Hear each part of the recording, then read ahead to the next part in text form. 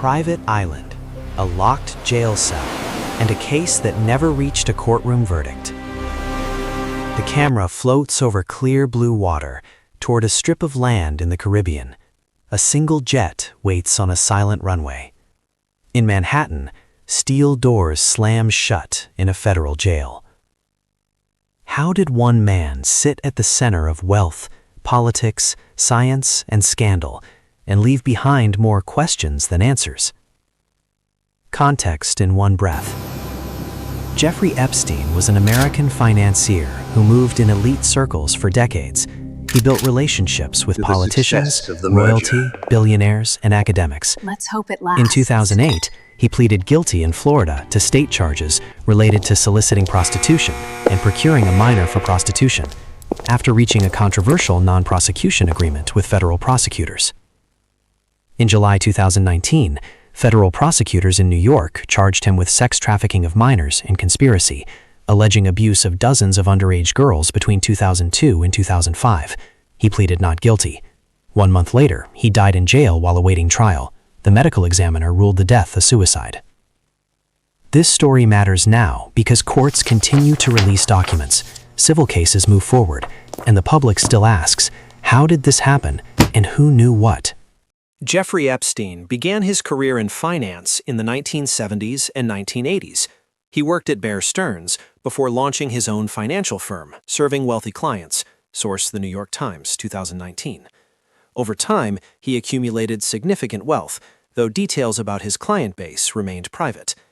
By the late 1990s and early 2000s, Epstein owned homes in Manhattan, Palm Beach, New Mexico, Paris, and a private island in the U.S. Virgin Islands. He donated to universities and scientific causes. Photos from that period show him at events with high-profile individuals. In 2005, a Palm Beach mother reported to police that her teenage daughter had been paid to give Epstein a massage that became sexual, according to local police records. Investigators began collecting statements from other girls. Detectives later said they identified multiple alleged victims. In 2006, a grand jury indicted Epstein on a single count of solicitation of prostitution. Critics later argued the charge did not reflect the scope described by police. In 2008, Epstein reached a non-prosecution agreement with federal prosecutors in Florida. He pleaded guilty to state charges and served 13 months in county jail, with work release privileges allowing him to leave the facility during the day. The agreement also granted immunity to potential co-conspirators from federal charges in that district, according to the Inspector General's review. The deal remained mostly out of public view until investigative reporting brought it back into focus. In 2018, the Miami Herald published Perversion of Justice, detailing alleged abuse and how victims said they were not informed about the agreement. Public pressure increased. In July 2019, federal prosecutors in the Southern District of New York announced new charges against Epstein. The indictment alleged he ran a sex trafficking operation that recruited and abused underage girls in New York and Florida. Prosecutors said the case involved dozens of victims. Epstein was arrested at Teterboro Airport in New Jersey. Federal agents searched his Manhattan townhouse and reported finding CDs, photos, and cash, according to court filings. He pleaded not guilty. On August 10, 2019, Epstein was found unresponsive in his cell at the Metropolitan Correctional Center in Manhattan. The New York City medical examiner ruled the death a suicide by hanging. The Bureau of Prisons later stated that required checks were not performed and cameras malfunctioned that night. 2 correctional officers were charged with falsifying records. In 2021, prosecutors agreed to drop charges after the officers fulfilled a deferred prosecution agreement, which included community service and cooperation. The legal process continued without Epstein. In July 2020, Ghislaine Maxwell, a longtime associate, was arrested and charged with sex trafficking and related crimes. Prosecutors alleged she helped recruit and groom underage girls. In December 2021, a federal jury convicted Maxwell on 5 counts related to sex trafficking of minors. In June 2022, she was sentenced to 20 years in prison. She has appealed her conviction. Civil lawsuits also unfolded. In 2022, Prince Andrew settled a civil sexual assault lawsuit filed by Virginia Giuffre without admitting liability. Over time, federal courts ordered the release of documents tied to prior civil cases, sometimes described in media as the Epstein Files. Evidence Card 1 focuses on the 2008 non-prosecution agreement. The Department of Justice's Office of Inspector General released a detailed report in 2020. It found that federal prosecutors exercised poor judgment and failed to notify victims properly under the Crime Victims' Rights Act. The report did not find criminal misconduct by prosecutors, but criticized decision-making and transparency. Evidence Card 2 concerns the 2019 indictment. Federal prosecutors alleged a structured system of recruitment, payment, and abuse involving minors. These allegations were never tested at trial because of Epstein's death. Under U.S. law, charges do not equal guilt without conviction. Evidence Card 3 addresses flight logs and contact books. Media outlets published records listing names of people who traveled on Epstein's aircraft or appeared in his address book. Being listed does not establish involvement in crimes. Many individuals have denied wrongdoing, and no charges have been filed against most names referenced in these documents. Evidence Card 4 relates to jail conditions. The Bureau of Prisons confirmed staff failures and equipment problems the night Epstein died. An independent review found serious irregularities, but did not overturn the medical examiner's ruling of suicide. Evidence Card 5 involves Maxwell's trial. Prosecutors presented testimony from accusers, travel records, and financial documents. The jury found her guilty beyond a reasonable doubt on multiple counts. Some critics argue the justice system treated Epstein differently because of his wealth and connections. They point to the 2008 deal and its secrecy. Others respond that plea agreements are common tools in federal cases, though they acknowledge this agreement was unusually broad. There are also debates about the full scope of Epstein's network.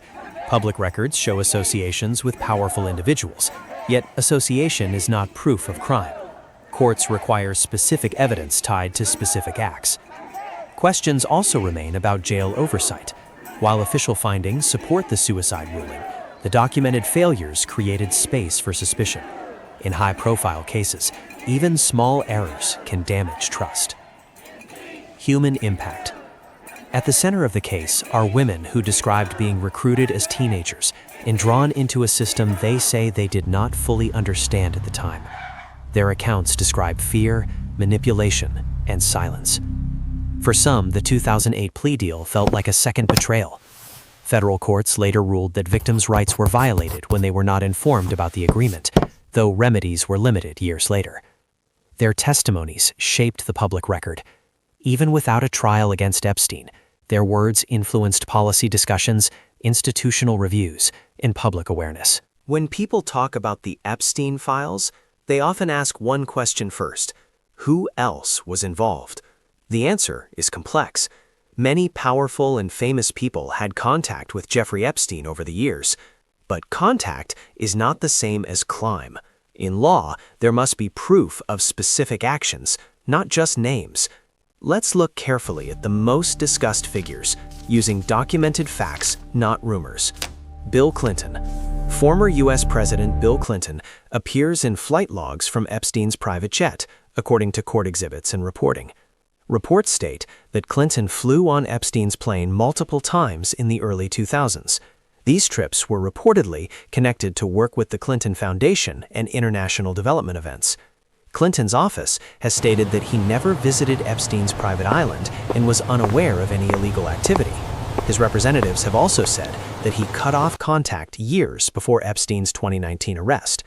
There have been no criminal charges filed against Bill Clinton related to Epstein. What is documented, he flew on Epstein's plane several times. What is not proven, any involvement in criminal activity. That distinction matters legally. Donald Trump. Former U.S. President Donald Trump was socially acquainted with Epstein in the 1990s and early 2000s. Public photos show them at events together. In a 2002 magazine quote, Trump described Epstein as someone he knew socially. However, Trump later stated that he ended the relationship years before Epstein's first arrest in 2006. After Epstein's 2019 arrest, Trump told reporters he was not a fan and had not spoken to him in many years. There are no criminal charges against Trump related to Epstein. Documented, they knew each other socially in earlier years. Not proven, participation in illegal acts connected to Epstein. Prince Andrew. Prince Andrew's connection received major public attention. A widely circulated photograph shows him with Virginia Giuffre in London in 2001. Prince Andrew has said he does not recall the meeting. In 2021, Giuffre filed a civil lawsuit alleging sexual assault when she was underage. Prince Andrew denied the allegations. In 2022, the case was settled out of court without admission of liability. This was a civil case, not a criminal conviction. Important difference: settlement does not equal admission of guilt. There was no trial verdict. Alan Dershowitz. Attorney Alan Dershowitz, who helped negotiate Epstein's 2008 plea deal, was later accused in civil filings of misconduct by Virginia Giuffre. Dershowitz strongly denied the allegations. In 2022, both parties announced they had reached an agreement resolving the matter and stated that no criminal charges were ever filed against him. Again, civil accusations are different from criminal convictions. Billionaires and business leaders. Several major business figures were listed in Epstein's contact book or seen at events with him. Source: The New York Times, 2019. Some acknowledged limited contact, such as meetings about philanthropy or business. Others stated they cut ties after concerns emerged in 2006. For example, Bill Gates met Epstein several times after 2011, according to reporting. Gates later said he regretted those meetings and stated they were related to philanthropic discussions. There have been no criminal charges against Gates related to Epstein. The pattern is similar across many names: meetings, social events, occasional travel, but no court convictions. Scientists and universities. Epstein donated money to academic institutions and met with well-known scientists. After his 2019 arrest, several universities announced internal reviews. Some returned funds or pledged to donate equivalent amounts to charity. There have been no criminal charges against these institutions related to Epstein's crimes. This shows another layer of the story.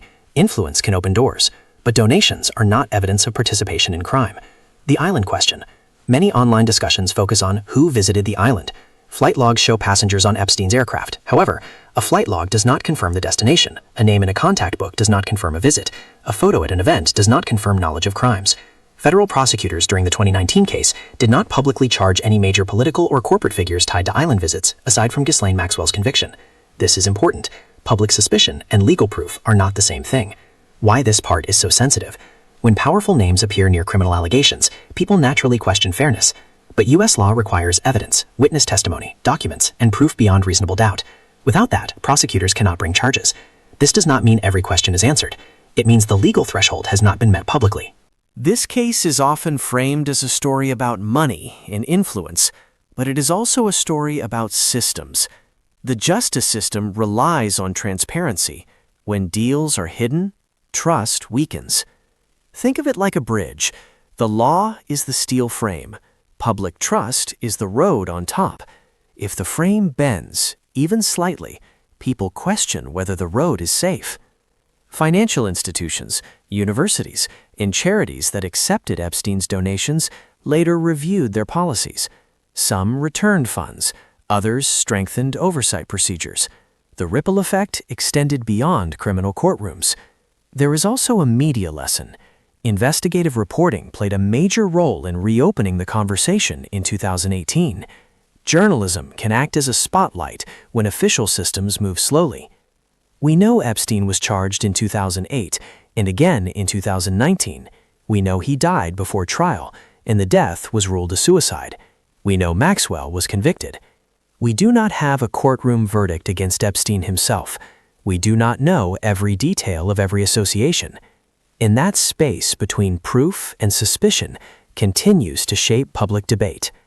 Civil litigation and document releases will continue.